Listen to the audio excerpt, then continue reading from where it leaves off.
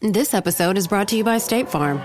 From your morning podcast to your afternoon playlist, State Farm knows you personalize your entire day, and that's why State Farm helps you personalize your insurance with the State Farm Personal Price Plan. It offers coverage options that help protect what you care about most at an affordable price just for you. Like a good neighbor, State Farm is there. Prices vary by state. Options selected by customer. Availability and eligibility may vary.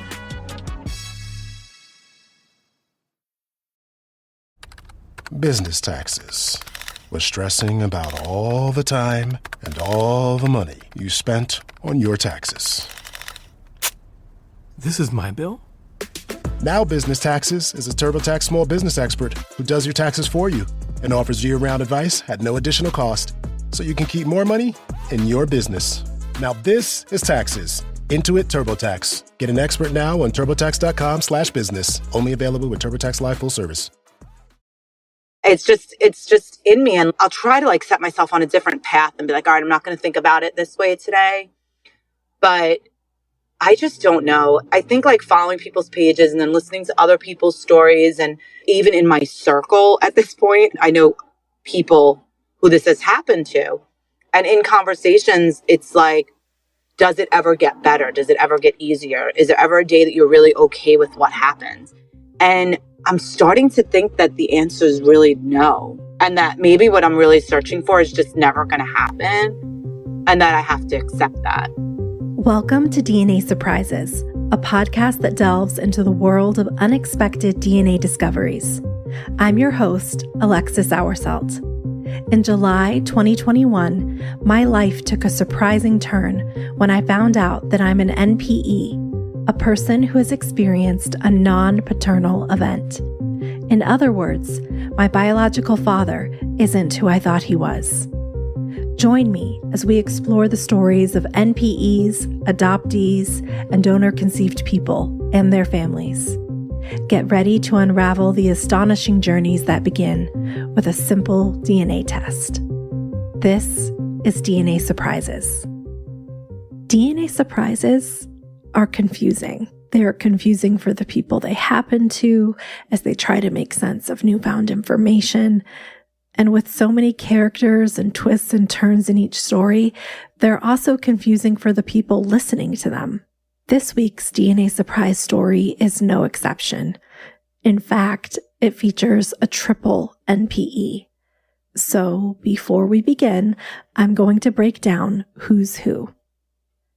Jessica grew up with her birth certificate dad, who she believed was her biological father. We'll refer to him as Dad 1.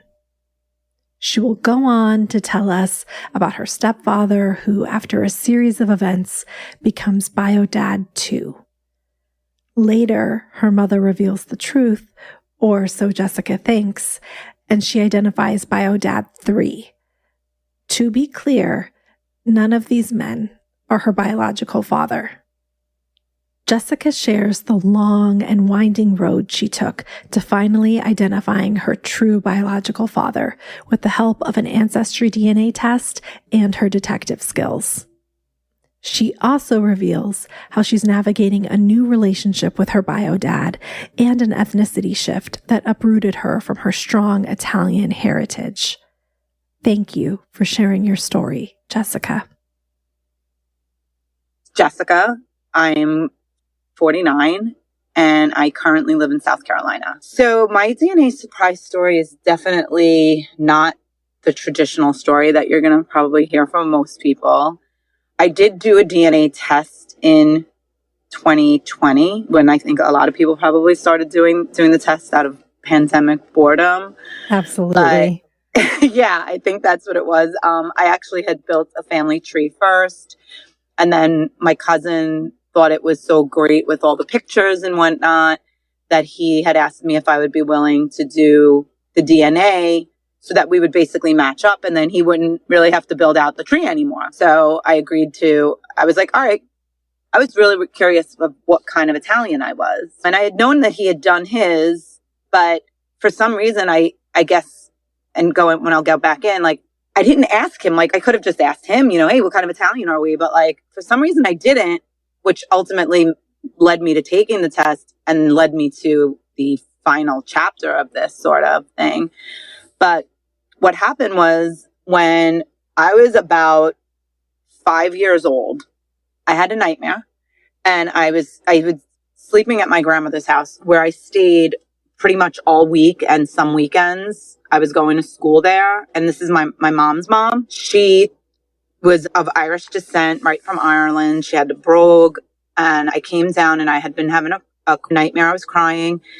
And when I came downstairs, she asked me what was wrong. And I told her that I was having a nightmare about my dad, and that he had hit me in my dream and whatnot, because that had kind of been going on when I was little.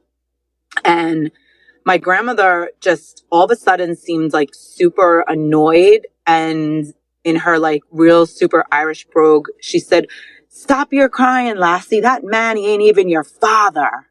I guess it's like I can do her voice and her brogue so well, because it's been like burned into my memory almost. That weekend I happened to go home. And at this point, my parents were divorced, and I did have a little sister. And I used to always like say to my grandma about stuff like, like dad'll hit me, but he never hits her, and it used to like always bother me. And I think like probably when I had that dream, it just set my grandmother into telling me what she had said. I remember it like it was yesterday. I remember thinking, oh, that makes sense now. That's why he hits me, because I'm not his. But yet, before my sister was born, my dad and I had like this amazing relationship. I remember we would call it like anti-past time. He would give me grape juice. He would have wine. We would eat cheese and pepperoni. And I just remember like having such great times with him. They were divorced pretty quickly after my sister was born. So maybe like that had something to do with it, and I was just older, but it was the way that it felt was like in that moment was like, oh, okay, that explains it now. And I think what's weird is that initial reaction, how I was like, oh, that explains it now. That's pretty much been my total overall personality my whole life. Once I find out something and it makes, or what I believe makes sense to me on some level, I'm like, okay. And then just move on. So at 5 years old, you go home. I go home that weekend, and I didn't say anything. That was the first and last time my grandmother and I ever spoke of that. So by saying that, think I was 5. My grandmother passed away when I was 17. So for the rest of her life, we never had a conversation past that one moment in time. And when I went home that weekend, I remember hanging my legs over we had a pool in our backyard. And by that time, my mother's older brother, his wife had passed away from breast cancer. Their daughter lived with us. So my mom had basically adopted her. So I called her sister. So I will say like I have an older sister. I don't say I have a cousin. Okay. So at that point, it would have been my mother, my older sister, myself, and my younger sister all living together. My older sister's 10 years older than me. So she obviously knows things, So I was sitting in the backyard, and I kind of was like, I had my feet like dangling, I guess, over the ledge in the pool or whatever. My mom kind of came over. I guess I probably was being like a little quiet maybe. And she came over to me and she was like, "What's up?" And I was like, nothing. And she's like, "No, you seem like something's bothering you. What's wrong?" And I said, "Well, Grandma told me that Daddy's not my dad." And my mom looked at me and she said, "Oh, she's lying. She says that," and she said my older sister's name, "that your uncle is not her father either. She just tells everybody that." So she basically convinced me that like this was something that my grandmother did. Like my grandmother was just nuts, and like she just goes around telling us all that our fathers aren't our fathers. Okay. And did you accept that then? Of course, wholeheartedly. Okay. Never to speak. And again, when I say I never spoke to my grandmother about that topic, me and my grandmother were very, very, very close. Like I literally spoke to my grandmother once a week until the week she passed away. Every holiday I saw her, but my mother immediately pulled me out of school, and I had to like switch schools. So now everything about my life completely changed. So living with my grandmother, it was piano lessons, dance lessons, Catholic school. And now I'm in inner city public school in the boroughs, like, of New York City. It was mind blowing how changing it was. And also at that point, my mom had started dating who would become my stepfather. And I picked up relatively quickly that there was drug use going on with him, not with her, but I did pick up relatively quickly on it. So I wasn't super happy about now having to be there all the time. Do you believe, looking back, that your mother uprooted your life and did all of that at that time because of what your grandmother said? Oh, absolutely. Wow. Absolutely. I believe that she did it. I believe that there was probably a conversation that took place where my grandmother was probably told never to say a word.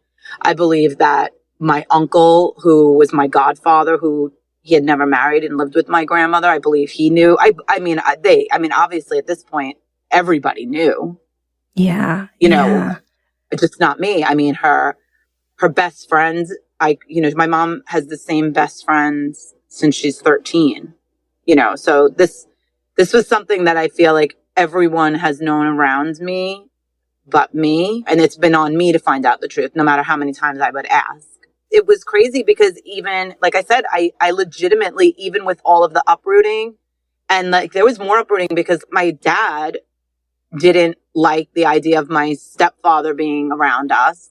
Once my mom realized that, she basically packed up the whole house and she kind of like told me this crazy story because I had seen the word Campbell written on a box. And I was like, what's happening? And she said, oh, I'm just packing up some stuff and moving stuff. And I was like, well, why does it say Campbell on it? And she's like, oh, it's a term when people are moving. If anything that belongs in the kitchen, you write Campbell on it, like Campbell soup. And I was like, oh, okay. So what really though was going on was that I guess there's like no nice way to say it, but like, in fact, like looking back, she actually, I guess, kind of kidnapped us. And she took us to Campbell, California to be able to live with my stepfather and like not have my dad involved in their life. So I was a teenager by the time I saw my dad again.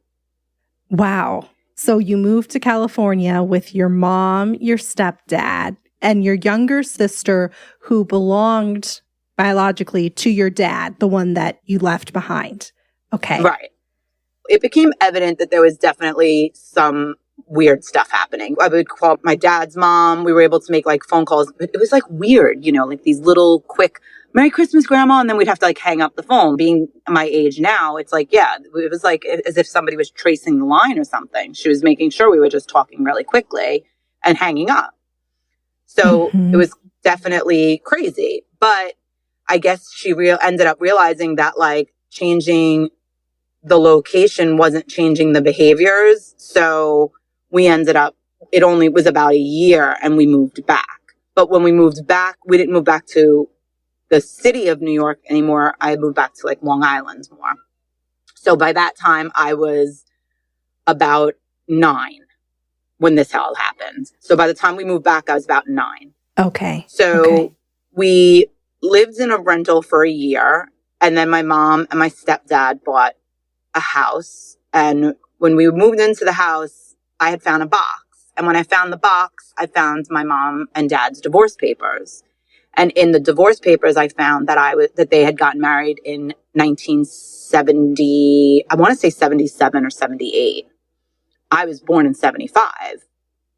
So again, still believing what she had told me, I got like so upset thinking that I was born out of wedlock. Like, you would have thought, like, what happens? Meanwhile, I'm like, I should have only, if I knew then what I know now, I would have been like, that is not the worst of the story to come. Right.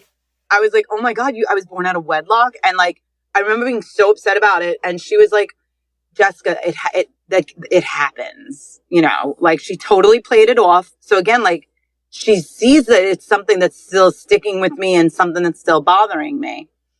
I was probably about like 13 maybe when I found the box-ish. Somewhere in between 13 and 15, my dad started to petition her for, I guess, like at that point, he must have found us, because I ended up finding out that he had hired private investigators, all kinds of stuff to try to find us.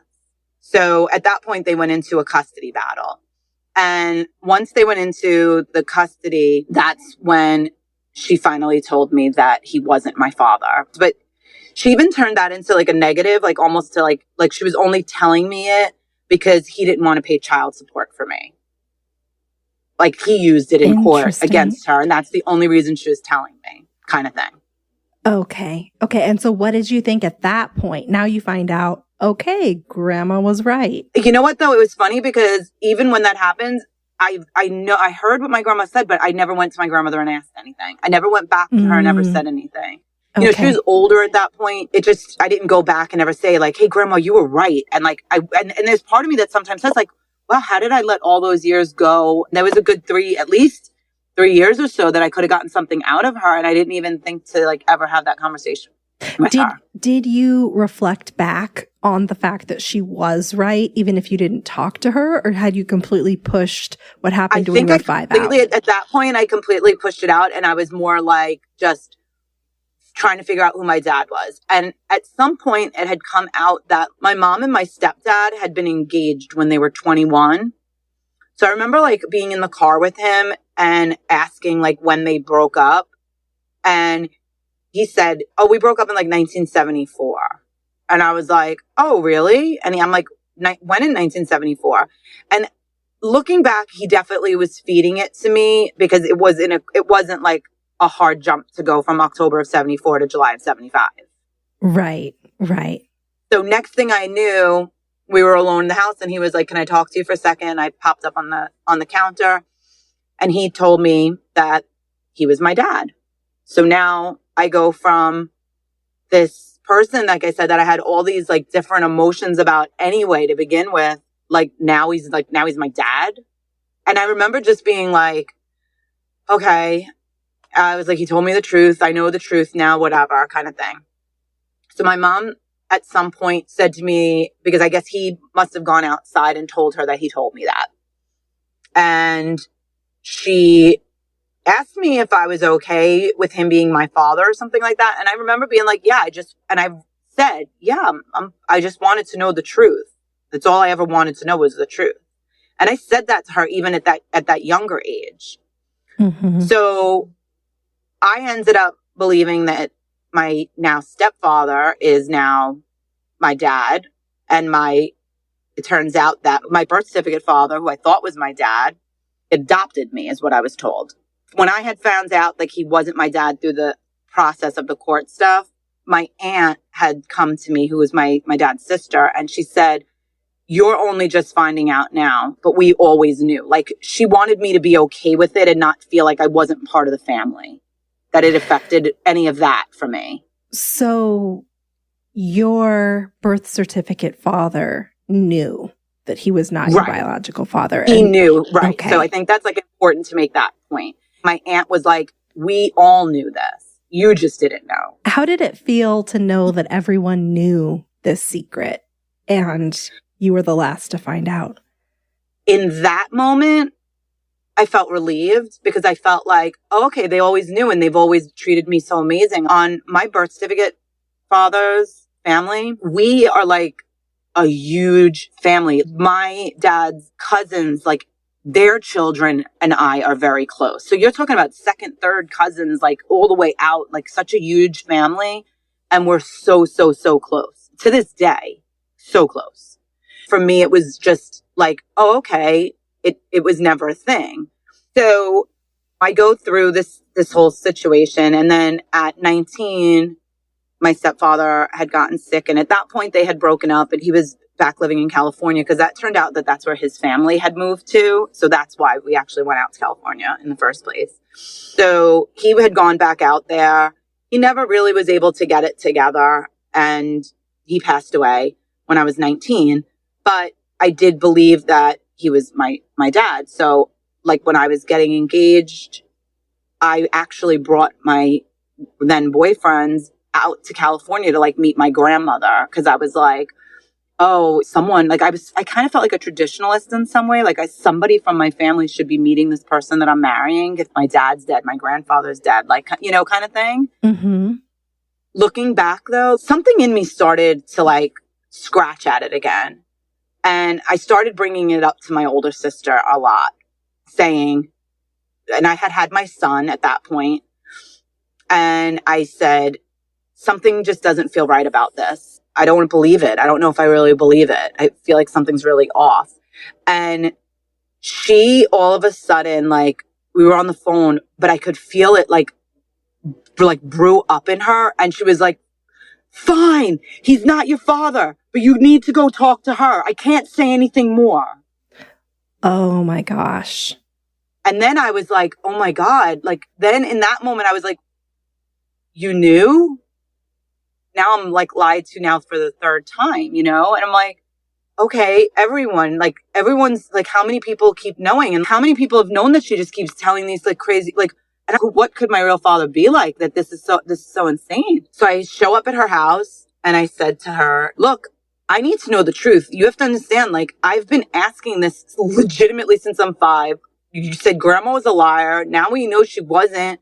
This just keeps happening and happening. I have kids with someone who's adopted, and I have basically only one piece of my medical history. And when I was 21, I had started getting really bad autoimmune stuff happening. Mm-hmm. At 21, I had like a full body bone scan. I was getting every test you could imagine. I was in pain every single day. And I was just like, and then like to have my son, and I was like, what if there's something with the baby? I was so annoyed at that point. Like, now I was like, I want to know the truth. And she was like, fine, Baba is your father, but he's dead. Almost like she said the name, and it was like, no, like, I need to know the truth. So she was like, fine, blah, blah is your father. Fine. Okay. I heard her say the he's dead part, but I felt like, oh, okay. She gave me the name. And then it turned out that that's supposedly the reason why I never got my baptismal certificate, was because that person's name was on my baptismal certificate. So she never let me see my baptismal certificate. Anytime I needed it, like to baptize my son, she all of a sudden became super helpful. She was going to get everything for me, blah, blah, blah. So again, here I am in a situation where I'm like, all right, his name's on the baptismal certificate. She had these stories that she came up with. But like, looking back on a couple of the stories that she had told, like, there were definitely some pieces that didn't add up. I definitely started feeling like, what happened to this guy? Like, where is he? And then I became so obsessed with it. I ended up like hiring a private investigator to try and find him. Turned out that the year that she had told me that he died, it turns out that I had 2 brothers, but he couldn't possibly have been dead because of the ages of my brothers, Did she explain why she lied about the first 2? She made it out like her and my birth certificate dad, they got married. I was under a year. He decided that he wanted to adopt me. You're able to just, if there's no name on a birth certificate, you're able to just add it. So he just that was how he just adopted me. Like, not any big process. He just put his name on my birth certificate. They were getting married, and she thought that was going to be like the end game for her. So she was just going to leave it like that, and had no intention of ever telling me ever. And then she said that, which she always pointed out, was that my stepfather was the one who told me that he was my father. And that, why should I hear that, why should I have 2 drug addicts in my life, basically, was the excuse she gave. So stepdad moves into the dad 2 spot. And now I've got dad 3. Right. Did dad 2 know that he was not your biological father? Absolutely. Okay. So he also knew and decided to tell you this. Right. And again, mind you, like, so I have all these adults around me, like, I don't really harbor with my sister, because I get it. Like, after probably seeing what happened with my grandmother, she was never going to be like the one to give up any information. But like, I was super close with my mom's best friend. I would always say stuff to her too. Like, even when I started questioning about whether or not, dad 2 is my dad, I had gone to her and had conversations about like, well, maybe it was this person, or maybe it was that person. Because like, now I was starting to think about men that I was around when I was younger. maybe there was some things that seemed weird to me that I said, oh, maybe it was this person, maybe it was that person. But like I said, the excuse in that lie was that my stepfather decided to become dad too, so that I wouldn't have two drug addicts in my life. So ultimately the assumption was that dad 3, who now would have been who I would have believed my biological father to be, was a drug addict as well. I bought it. I'm very good at research, so I did immediately find his family. It took me about a year to meet them because I was a little apprehensive at that point because I had already kind of like gone through this and I was like a little like, oh God, now it's really like crazy. And I think also there was like, like my stepfather had two children. I always still looked at them very much like step siblings. I would say my sister, my brother, but I don't think I ever mentally 100% connected with that whole thing. There was always something, and that's probably why it was stuck in my stomach. And then ended up bringing it up, saying by now I had a second child. My daughter was born at that time, and my daughter's got autism. She's got cerebral palsy, and she also has a seizure disorder.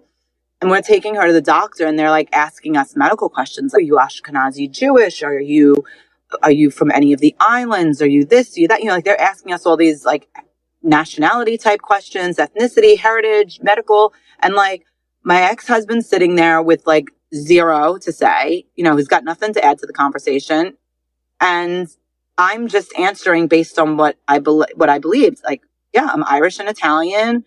I'm definitely not Ashkenazi Jewish. I don't know anything about any of that, kind of thing. My ex-husband and I had broken up. My daughter was born in 2006. We broke up probably 6 months after she was born, and the divorce finalized a few years later. But I did end up connecting with my biological, father's family, now dad 3 at that time. And I became really, really close with his brother's 2 children. This episode is brought to you by Indeed. When your computer breaks, you don't wait for it to magically start working again. You fix the problem. So why wait to hire the people your company desperately needs? Use Indeed's sponsored jobs to hire top talent fast. And even better, you only pay for results. There's no need to wait. Speed up your hiring with a $75 sponsored job credit at Indeed.com/podcast. Terms and conditions apply. So good, so good, so good. New markdowns up to 70% off are at Nordstrom Rack stores now. Fresh kicks, spring tops, new dresses. There's always a score. I mean, the denim section is unreal. Why do I rack? All the dresses. I always find something amazing. Head to your Nordstrom Rack store to find can't-miss deals on all the spring things. Great brands, great prices. That's why you rack. Did they know about you, or were you a surprise to them? I was a surprise to them. Right before I was born, my mother had lived in California for about a year. So she supposedly had dated my dad, number 3, moved out to California to get away from like the neighborhood and like everything was kind of changing and there was a lot of drugs going around and she wanted to get away from it. So she moved to California. She had only come back from California to New York in like August or September of 74. So they knew that she had dated him probably before she went to California. I don't know how much is honestly true at this point, knowing what I know now, of what she told me about that. Because some of the stories don't add up because I'm like, well, how did this happen? Because you would have needed it was something that happened so quickly. Like you would have needed a cell phone or a pager, and that wasn't happening in 1975. Like for someone to call and tell someone like, yeah, I'm here, come now kind of thing, like a lot of weird stories that just didn't add up. And now I really know that they didn't add up because the cousin that I'm so close with is the one who asked me to have my tree. So when my cousin asked me to do the test, I was like, yeah, sure. And I'll find out what kind of Italian I am. I'm like, that's good. But again, like I knew he did it already. So I don't know why I didn't ask him. So anyway, I get my results back in August and I had seen the alert on my phone. And the only people that knew that I took them were my now husband knew I took it. My cousin knew I took it. And my younger sister knew I took it. And my younger sister kind of made a joke that her and her husband, watch, mommy's going to come back and not be your mother. And I was like, what do you mean? And she's like, oh, me and her, my brother-in-law of my younger sister would have this joke that my mom had this like old painting in the house and that they believed that this woman looked so much like me that they decided that my mother wasn't my mother. So my sister was making like jokes about how my mom could possibly not be my mom. So I was like, well, at this point, that wouldn't be a bad one. But that was like the worst thing, like at that point that we were expecting could happen, like it never occurred to me anything. So I got the little ding that my results were in and I didn't even pay any attention to it. I was like, I'm going to wait till tomorrow when my husband's awake and I'll go over it with him, kind of thing. So I went and I took a shower and it was about like 11:30 at night. And I happened to notice that either my cousin had called, I think he texted or called or something. I was like, oh, hey, are you awake? And he was like, yeah. So I was like, all right, call me. So he called me and I was like, oh, I figured you were calling me about the DNA results. And he's like, wait, you got your results? And I'm like, yeah. He's like, oh, I didn't get any notifications. And I'm like, oh, but remember you said your thing was private. He's like, no, my tree's private. My Ancestry I've opened. So I was like, oh. And he's like, all right, well, did you download the app? I'm like, yeah. So he was kind of like navigating it with me. So we're on the phone and it's like 11:30, 12 o'clock by now. I look and I see like one's like an initial and a colored dot. Then I see a girl's face and they say it's first cousins. And I'm like, I don't know who these two are. Then I see my mom's sister's daughter as my first cousin. I'm like, okay. Now I know that it's right, but I'm like, but who are these two people? So I'm like, you're not there. And he's like, what do you mean? I'm like, I don't know. You're not here. You're not here. And like now I'm starting, it's like, it's brewing in me and I feel it. It's like starting to happen. And he's like, wait, go to your nationality. And I'm like, okay. So the first thing that it says was Irish. And then it did say a little tiny bit Scottish, which I wasn't surprised about because my great grandmother they used to call them Irish Scot, or Scot Irish was the term, which meant that you were of some type of Scottish origin also. So I wasn't surprised by seeing Scottish, but then all of a sudden I saw Spain and Portugal. I was like, what's this? And he's like, what? I'm like, it's just Spain and Portugal. He's like, at what percentage? And it was like a pretty high percentage. He's like, keep going. Now I'm going, it's like Congo, this, that. Now I think at this point I'm crying. And I think I'm saying over and over and over, I'm not Italian. And he's going, what? And I'm like, I'm not Italian. And then he goes, go to the very end. It says what your actual community is. So I go to the very end and it said Irish and Puerto Rican. I'm so sorry. Like the way you describe it, it really it paints a picture. Yeah. Because now I was like, everything's a lie. Everyone knows. And this has just been a big lie because now all of a sudden it clicked in my brain. My mother used to make this joke with her best friends, who I called Aunt, by the way, that I was so dark, I must have been the Puerto Rican girl in the bed next to her's baby. Oh, wow. And like all of a sudden it was occurring to me that this wasn't a joke on me being like the dark little baby. This was like some best friend inside joke that I clearly was not in on. Because my best friend's my best friend since I'm in 7th grade too. So I know that kind of relationship. You know what I mean? I just felt like everybody knew. So I immediately called my older sister and she just cried. She's like, I cannot believe that she did this to you. So she didn't know this. She did not know that. I immediately started texting people. I just went wild, messaging people like crazy. They said, well, if you're related to those people, then you're probably this person's granddaughter, but she's not alive, but I believe all of her children are, but she killed herself. And all of a sudden I got really nervous because my mom had told me a story that my uncle, who would have been my older sister's dad, that he had a baby with this woman, but my mom didn't know what happened to the baby, but they broke up and she killed herself. So like all of a sudden I had this like, oh my God. And I said to her, like, would you do the test? And I told her the story and she's like, how come I've never heard that story? And I'm like, I don't know. I'm like, but I know this story. I'm like, maybe we're really sisters. And since she took you, would it be a hard idea? Maybe she just goes around taking her brother's kids. And she was like, no, I can't go through this. She's like, and as far as I'm concerned, we're sisters no matter what. I don't need a test for you to be my sister. She's like, but I'm not doing it. Like, I don't know what could come out from my dad. I don't want it. And she did not want any part of it. So at this point, you are thinking potentially that you are your uncle's daughter. You're thinking that maybe your mom is not your mom, right, and she took you in. Because my sister had said what she said. And now I'm thinking like, maybe she knew something that I didn't know. It's a big joke on me at this point.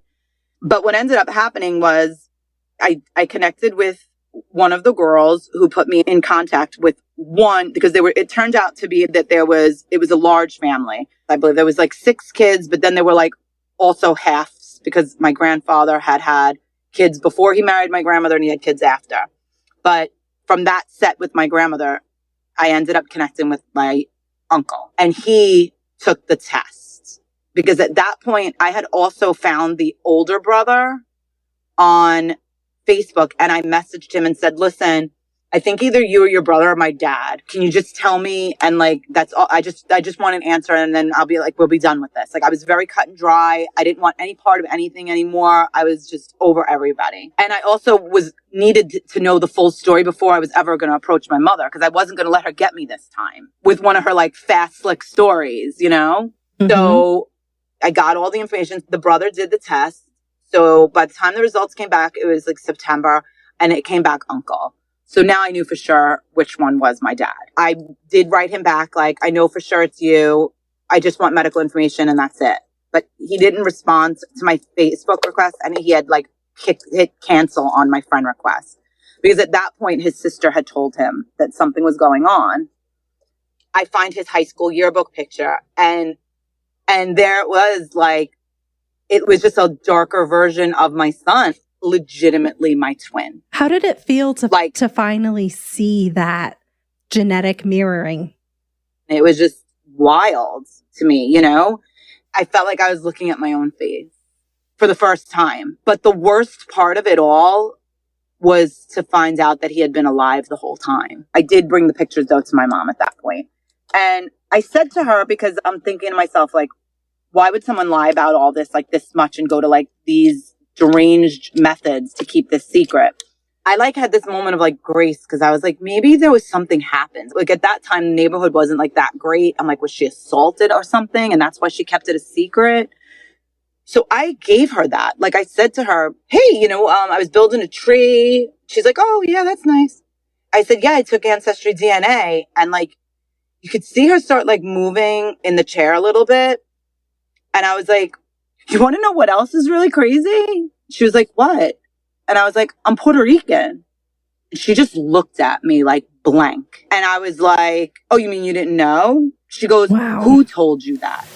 She didn't say anything else. It was like that was the way she said it was like my confirmation that she knew. Because she didn't say, why would you think that? Like, she didn't say, no, you're not. She said, who told you that? What are you thinking at this point? I mean, this is a lot. I am 45 years old, and this woman has been lying to me over and over for 40 years. Because at that point, I had been asking for 40 years. I said, before I go any further down this road, just tell me if someone hurt you. If someone did something to you, I'll drop it, right? Like, we'll just end this whole thing right now. So in that moment, she could have ended it. I swear to God, I would have never looked any further. She looked at me like horror, like nothing happened to me. Yeah. You know, like as if like how could I even possibly think that? So I was like, okay. And then she just looked at me and she was like, yeah, I don't know what you're talking about though. And it was in that moment that I was like, She was like graving it at that moment. I Wow. knew she was absolutely not going to say anything more. And she didn't. She actually forbid her best friend, who I called Aunt, who I used to talk to all the time. She actually said to her, she has her own best friend. You're not allowed to talk to her anymore. And my aunt has never spoken to me again. So I think she really, to me, it's like she definitely didn't want me to find out anything more than what she was willing to give information-wise at that point. About 2 to 3 months after I took the test, my biological father called me for the first time. And it was so surreal and so weird. But the thing that was really crazy to me was that there was like nothing wrong with this person. He was a police officer who was retired. He said to me, if your mom would have told me she was pregnant, I would have married her. He timed the first phone call like pretty well so that we weren't on the phone too long. It was only about 20-minute conversation. So it was like a very brief conversation that he could decide if he wanted to speak to me again. Because let's remember, he's a cop. So he's feeling me out at that point. I found out that he also had taken Ancestry DNA. What was interesting was that him and his wife, who he had a daughter with, kind of had like a joke, like him saying, don't be surprised if like a kid comes up or something like that. She's his like third wife and only one that he had a child with. And I was like, why did he take it? And why did he not tell his wife for 2 months that a child popped up if they had all these jokes about having a baby? And then he sent me a picture, and the picture was of my aunt with his dog, and his dog was a Harlequin Great Dane, which is pretty like unpopular, dog. So I said to him, how many people in Brooklyn had that kind of dog? And he was like, why? I said, because when I was with my grandmother out walking, I met that dog. And I always remember saying that I wanted a horse dog that looked like a cow because it was black and white, big dog. The more I spoke to him, I met his dog. I got my first haircut where he got his haircut. He lived literally right down the block from my grandmother. But it was like his wife, she freaked out completely. And what was interesting was that once she freaked out, he completely started saying that he didn't know anything about my mom. Like all of a sudden he started going like, yeah, I wish I could remember. I wish I could remember. And it started driving me so crazy that I felt like I was like asking people like, if you slept with a redhead, would you remember? Because it just seems so odd to me, especially like a 5'10" redhead. I guess I couldn't wrap my head around like how you could say you don't remember a giant redhead. I don't know. I mean, again, maybe I'm crazy. Maybe I am. I feel crazy. It's hard to tell sometimes because there's so many decades in between that it's like maybe you forget. But yeah, I totally understand what you're saying. Right. And like I said, I did really feel like he accepted me so quickly for somebody that was a cop. You know what I mean? He did do this test. Like it made me wonder, like, did he remember seeing me when I was little? But also I feel like at this point, my name is not allowed to be spoken. I'm not allowed anywhere near his house. He has his daughter, so I have a sister with him. If my sister, which has happened, she called him one day and her mother was in the car and she went berserk when she said my name. I was like, wow, like, so people call you, they have to like ask you now if you're in the car with her? What's going on? Like, it just like seems really crazy. I've met him in person now. He calls me all the time. We are so much alike that it's insane. Like our personalities, the way we think, like sometimes we finish each other's sentences or say stuff at the same time that he's said to me, I cannot believe how much we're alike and I didn't even have a hand in raising you. But I feel like as long as he's not going to say anything, and then his wife had gone on vacation and we were having this conversation and he said something about like truth and lying and omission type conversation. And in it, he kind of said that he's not a liar, but if something needs to be omitted, then he'll omit it. And I was sort of wondering to myself if that was his way of telling me he was omitting for the greater good of like the fact that he's married 30 years. This woman was like basically telling him he had to make a choice. Wow. How do you feel? Because it's kind of interesting. Like, you have this, sounds like a pretty good relationship with him. I feel like I have a great relationship with him, but on some level, I also feel like I have a toxic boyfriend that's cheating on me with like somebody. Like, it's like so crazy. Like, I feel like I'm like on some level, I have this great relationship with my dad, but then on this other level, I feel like I'm in a toxic relationship. Like, because I'm like, he hasn't fully stood up, to his wife. Is it a good relationship or is it unhealthy for me? Like, at this point, because like now I've gone and I ended up completely moving from New York because my mother progressively got so angry that I found out her story, that she was so cruel and mean to me that I started also putting stuff together. Like, even from when I was younger, like my first boyfriend had been Puerto Rican and Irish, and she was always so negative about it. And his mother's maiden name was the same as hers. And I remember having like a whole Q&A to like prove out that they weren't family. And I thought it was like weird, but then I was like, now I feel like looking back, I'm like, she was probably trying to make sure I wasn't cousins with my boyfriend. I actually said to her, like, do you realize how sick this is? Like, what if I would have had a relationship with someone and found out that I was related to them? Why do you think she was so hesitant to tell you the truth about your paternity? The only thing that I can think of is the neighborhood that my mom was from was definitely like a racially charged type neighborhood. Like everybody stayed with their own. You didn't typically marry outside of your race. Even like her marrying Italian, or my aunt marrying Italian at first wasn't like super highly taken by like my Irish grandparents kind of thing. And also at the time of my birth, my dad would have already been a police officer. So with the Italians, it wouldn't have been popular for my mother to be with a cop either. So I guess I've just come up with this version of the story in my head that it was unpopular. So it was either because of the Puerto Rican, or it was because he was a cop. Because again, she did get so nasty with me. I mean, she even called me a derogatory name one day, which was like the final straw for me. Oh, wow. How do you feel about finding out that you're Puerto Rican after it sounds like you had an attachment to your Italian heritage and your Irish heritage?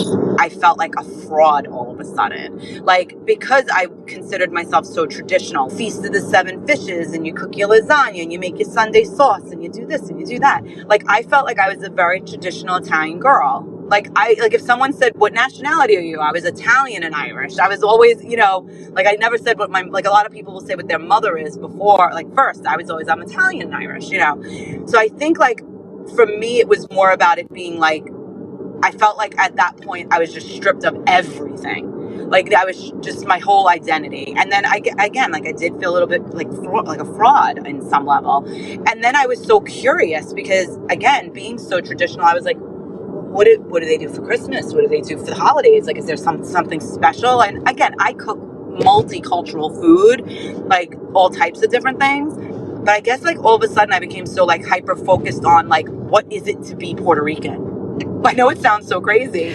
No, it doesn't. It doesn't at all. And so how have you made connections with that part of yourself? My aunt will send me recipes. My dad gave me his coquito recipe. I definitely do admit to like, I definitely tortured my mother after that. And like coquito was like the signature drink of every meal that I made, just to like shove it at her. It just was like, you've done this to me. And I know, like, I'm not even saying that like it was like something not thought out. Like I knew every time, like my daughter's Sweet 16 was legitimately Italian food and basically like Spanish food. And how long has it been now since you last spoke to your mother? So I spoke to her for 2 years after. And then in 22, I moved out of state. I moved in August and we were not speaking anymore by October. Okay. Where would you say that you are now on your journey? I actually spoke to my sister about this over Easter because my sister came to my house, my older sister. My older sister said, if she would have just admitted the truth in that moment, you would have done what you always do. You would have been like, okay, thanks for the truth. And you would have been, she goes, you'd still be talking to her to this day. You can't handle that she won't admit the truth to you. You have been so truth driven that that's what your issue is. And when she said it, I was like, yeah, I guess that's true. Even when I say about my dad, like, I think that lingering feeling of, is he telling me the whole story of what he does know? Am I going to start to feel like he is lying to me? Obviously, I didn't feel like he was on the hook, because the one thing I did believe always was I do believe that he didn't know he had a daughter. But now I'm kind of like, but did he know her? How much of this is true? How much of this isn't? So I think in my journey, there's still a huge part of me that just wants the truth. Whatever it is at this point. I mean, at this point, she was drunk driving and I arrested her and we met, but it didn't last long. Like, I don't know. Like, he could say anything at this point and I would be okay with it. Even if he said to me, all right, fine, I know, like, it was a one night stand, I knew her. That makes sense. I mean, you have been lied to at least 3 times just about who your father is. So it would totally make sense that you have trust issues and that there's something still there and that you're able to kind of sense it. Yeah. And I think that's really hard for me, because I'm like, am I going to be able to accept that there's the potential that he's lying to me and still have an authentic relationship with him? I don't know if I'm that person. Well, I think authenticity is one of the most important parts of a relationship, right? So that makes sense. Yeah. And I think like that also is about like me even coming to terms with like who I am. Like my mom's big thing was like, if I was going to tell people that I was Puerto Rican, she made like a big deal about it. And I remember saying, like, if I'm having a conversation with people and I want to say that I'm Puerto Rican, that's my right. I have to start taking away the things that I didn't like about how I was raised, but I have to also make sure to not let this affect how I'm raising my children, in like, not to let it steal my joy, where like my kids see this like miserable person on some level. Because I did start to feel very like, definitely very angry there was a point that I was very angry. I think that's part of the normal process. Yeah. Yeah, because I guess that was probably maybe like a mourning process. But then like I did speak to like my birth certificate dad, and he was so supportive of me with it, but yet so upset because it turned out he didn't know anything. Like, he really legitimately met this woman and was like, I'm going to adopt her baby and she's my baby now, and that's it. And that was like literally how he viewed it. And he just decided that he was my dad and he never asked anything. So this has even been crazy to him. You know, his sister called me and was like, I cannot believe that she did this to you. Everybody cannot believe that this happened as many times. Like that. And the fact that she's just okay with not seeing or speaking, like, it's one thing you're okay with not seeing or speaking to me, but you literally just ditched your grandchildren. Yeah. Like, she doesn't call the kids. Like, you know, it's just so weird to me. Like, you're so okay with this lie and keeping this secret because all you have to do is tell the truth. Right. I don't know how open to her I would be, but I'm not saying that I would be completely closed. But maybe I would be open to hearing the truth, but I need to hear the truth. Like, I can't have a relationship with somebody that's going to lie to me. Yeah. I really hope that you get that. What advice do you have for a parent who is keeping a DNA surprise from their child? I think that they need to own it. They just have to own it, because there are so many people, just medical reasons, everything that I found out through my own. And again, I ended up making my ex-husband do it to find out who he was, which, by the way, he ended up being Ashkenazi Jewish, which explains my daughter's seizures. I think you have to really realize that at the end of the day, people have a right to know who they are medically and just as a whole. And I understand that people want to keep a secret, and maybe, you know, it's their pride sometimes keeping it from them. But these things are coming out left and right. And I think people need to realize that someone someday it's gonna come out, whether they're pregnant and they do their own DNA testing or something. I just feel like somehow, some way, more and more and more people are finding out. This is becoming more of the norm than it is where you're shocked to hear, oh my God, you had a DNA surprise. Like, no, this is happening so often that, like I said, in my own circle, it's happening more and more and more. Just do it. Get ahead of it. Get ahead of it before the person takes the test and hates you, before your child goes no contact with you because of you doing this. Just get ahead of it. Now, if you adopted them and you did it with all good reasons, just tell them they're adopted. You know what I mean? If donor conceived, same thing. My ex-husband never had a problem because he was always told he was adopted. So I think that also showed to me a big difference. And that's why I feel the way that I do. What advice do you have for someone who just uncovered a DNA surprise? Give it 2 days before you start messaging people like a crazy person in the middle of the night. Yeah, I think they need to sit with it. And I think they need to realize that you're going to feel crazy. You're going to feel lost. You're going to mourn the things that you thought you were. And it's also okay to turn around and accept it. And I think that that's the biggest thing. Sit with it for a minute and then own it and then know that they'll eventually be okay. They'll find their way through it. And sometimes you don't always get the answers. You know, sometimes the parent ends up being passed away. But I think you have to just go through it and allow yourself to go through every emotion that you are feeling. That's great advice. Jessica, thank you so much for coming on the podcast and sharing your story. When you emailed me, my mind was blown. I have not talked to somebody who's been through it as many times as you have. And so I really appreciate you coming on and talking about your journey. I hope that you are able to get a little bit closer to your biological father. And I also hope that your mom maybe comes around and takes a look at maybe some of her shame and is more willing to talk to you about it. Yeah, I definitely want that too. Thanks again to Jessica for sharing her story. If you have a DNA surprise that you'd like to share, please submit your story at dnasurprisespodcast.com. Until next time. This episode of DNA Surprises was hosted, produced, and edited by me, Alexis Auerselt. It was mixed and mastered by Josh Auerselt of Siren Recording Studios.